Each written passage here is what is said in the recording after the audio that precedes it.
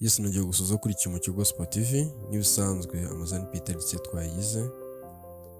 Muri uyu mwanya nifuje kubasangiza ijambo rimo kumfasha ndagira ngo rifashe mu izina rya Yesu. Ni ijambo dusanga muri Zaburi 23 turi ku murongo wa 1 tugeze ku murongo wa 6. Kadusome mu izina rya Yesu. Haranditswe ngo Uwiteka niwe mwungeri wanjye sinzakena.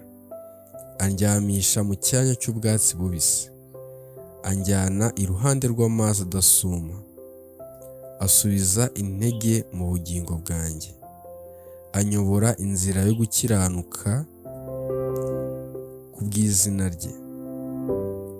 Naho nanyura mu gikombe cy'igicucu cy'urupfu, sinzatinya ikibi cyose kuko ndi kumwe nawe. Inshyimbo ye n'inkoni yiwe nibyo bimpumuriza. Untunganyiriza ameza mu maso y'abanzi banjye, unsize amavuta mu mutwe, igikombe cyawe kirasesekara.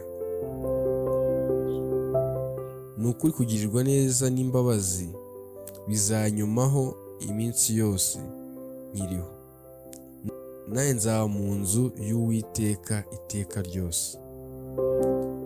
Amen.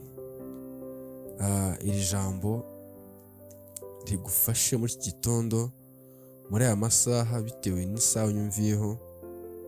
Ndagira ngo iri jambo rigusubize intege mu bugingo, rikibutse yuko Uwiteka ari we muyobozi, ari we mutware w'abatware.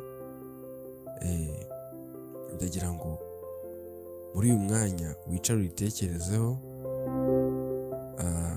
wumve ko atari njye urivuze ahubwo ari message, it's message of God.